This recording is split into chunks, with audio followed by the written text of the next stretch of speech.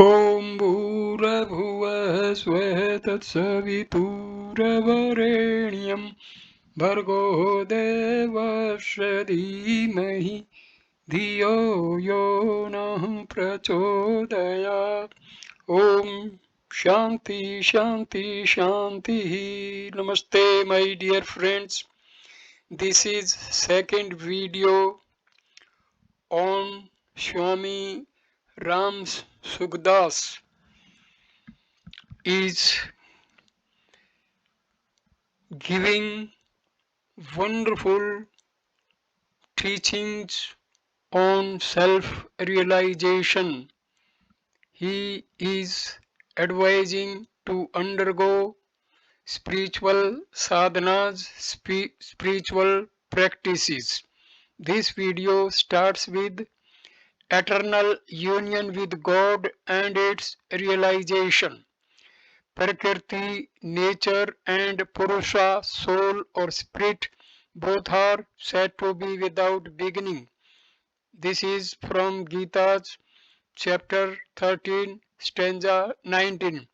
Though both of them are beginningless, yet they are distinct in nature. Prakriti is always active, while in Purusha there is no activity at all. This distinction should be understood clearly. In the scriptures, Prakriti is said to have two states, inactive and active. But in fact, the former state is called inactive when it is compared with the active state. Otherwise, activity in its subtle form never ceases.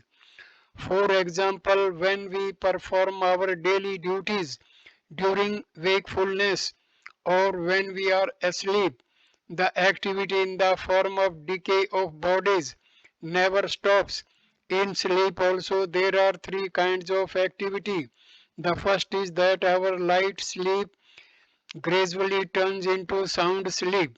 The second is that by removing our tiredness we are refreshed. The third one is that the body decays and passes towards extinction. This activity of decay naturally goes on constantly from the creation to the dissolution of the universe.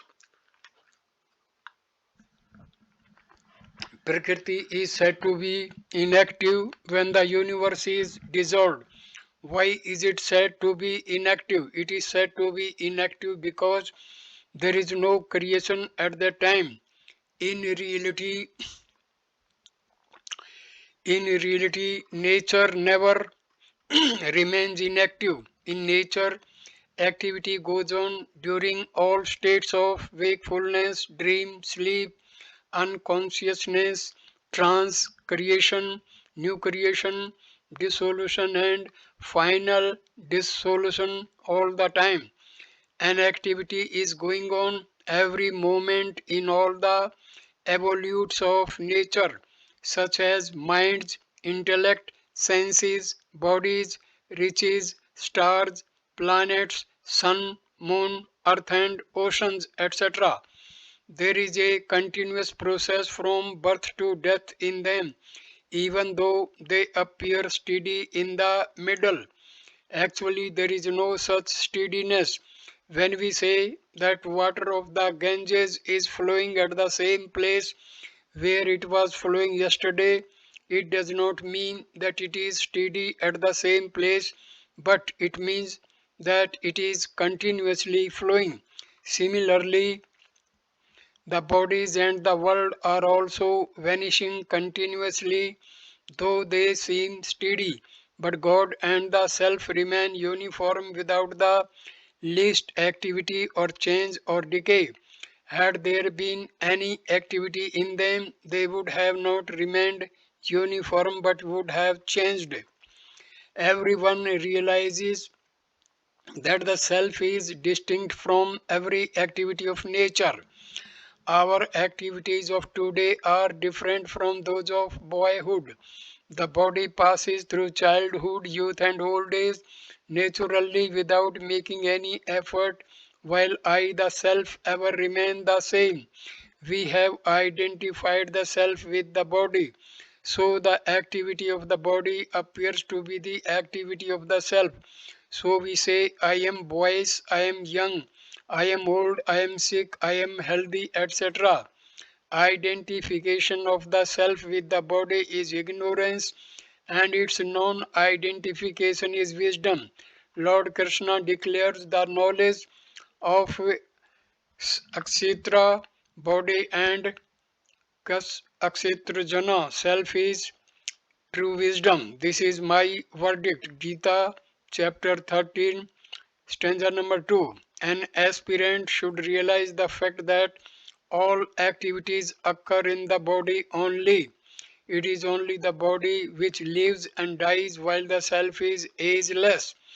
Death destroys the body only. All physical activities of the gross body, reflection of the subtle body, and trance of the causal body come under the sway of death, while the self is not subject to death. There is no activity at all in the self. The self stands witness to all activities.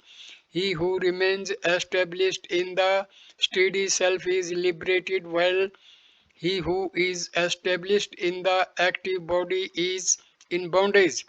Activity and inactivity, in other words, are also called pravrti and nivrti, respectively. Every pravrti is turning into nivrti. During pravrti activity, also, there is an automatic decay towards the end. All activities such as sleeping, awakening, sitting, moving, hearing, speaking are pacing towards extinction. This continuous process of decay is endless. Such process of decay is described in the Gita as the modes of nature are acting on the modes. Chapter 3, stanza 28, and the senses move among the sense objects. Gita chapter 5, stanza 9. We perform activities to gain material objects, but actually there is no gain because they are perishable. For example, wealth is considered to be gained, but actually it is departing. If a person has to remain rich for 50 years and 1 year has passed, now he will not remain rich for 50 years more because 1 year of his richness has passed. Similarly, every activity is departing from us, but our taste for the mundane objects changes this nivarti into pravrti. If this taste is wiped out, we shall realize our eternal union with the Self or God. This eternal union is called Nitya Yoga. All spiritual disciplines aim at this eternal union. In the Gita, Lord Krishna defines it as yoga. 1. Equanimity is called yoga. Chapter 2, stanza 48. And disconnection from contact with pain is known as yoga. Chapter 6, stanza 23. In fact, both the definitions are one and the same. It means that equanimity will lead to disconnection from worldly contact, while discarding relationship with the world will lead to equanimity. This in the scriptures has been called the total extinction of the world along with root ignorance and attainment of the supreme bliss. The main stumbling block to this union is our attraction for mundane objects and actions. These objects and actions are the very forms of nature, Prakriti. If this attraction is wiped out, we shall realize the actionless self. The reason यदा हि नेन्द्रियार्थेषु न कर्मावनुज्ञायते सर्वसंकल्पना सन्यासी योगारूढ़ि उच्यते. When a man ceases to have any attachment for the objects of senses or for actions and has renounced all thoughts of the world, he is said to have attained yoga. This is from Gita chapter 6 stanza 4. The reason is that attraction for the mundane objects is the main obstacle. It is because of this attraction that a man gets interested in performing actions. This performance of action leads us to the sense of doership, which in turn strengthens our identification with the body. If there is no attraction for objects, there will be no inclination of action because an action is performed with a purpose only. How to wipe out this attachment? There are three methods for it. They are the disciplines of action, of knowledge, and of devotion. In the discipline of action, we have to perform actions for the welfare of others without any selfish motive. If we perform all actions with our gross, subtle, and causal bodies for the welfare of others, our attachment for actions and objects will die out. In the disciplines of knowledge, all actions occur in nature and it evolutes.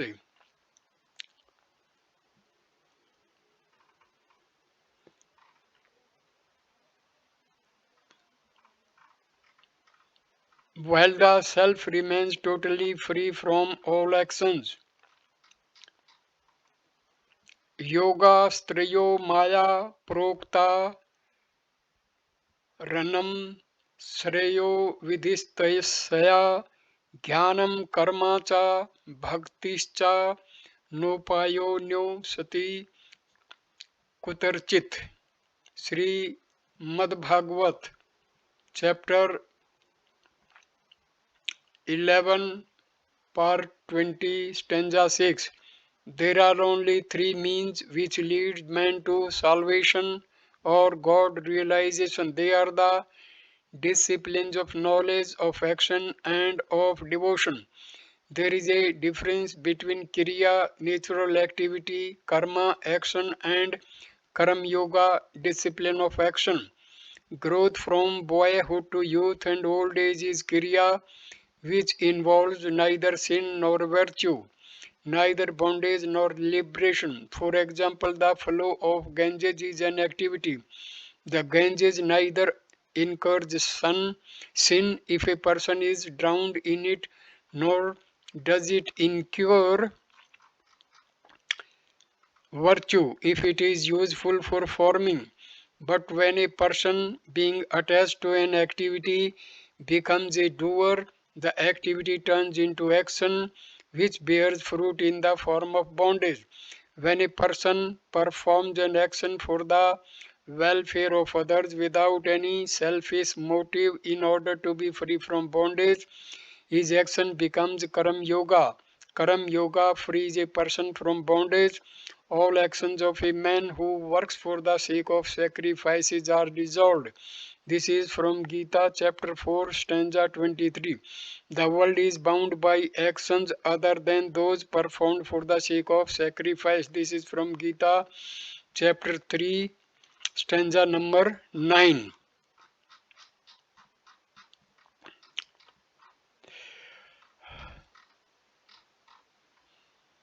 In the discipline of knowledge, all actions occur in nature and it evolutes, while the self remains totally free from all actions.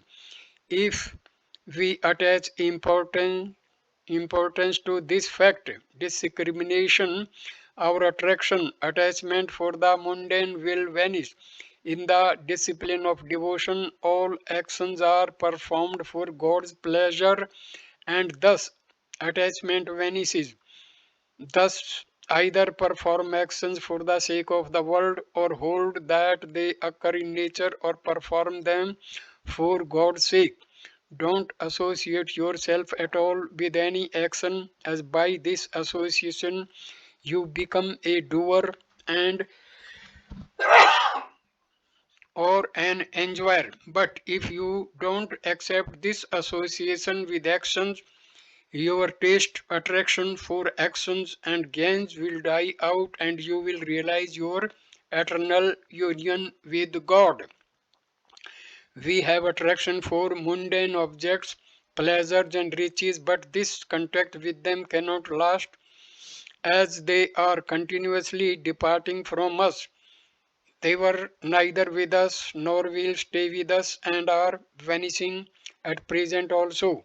This contact with the mundane is transitory and uncertain, while their departure is permanent and inevitable. This contact with the world is full of sorrows and suffering. So the Lord declares the world as the abode of sorrows.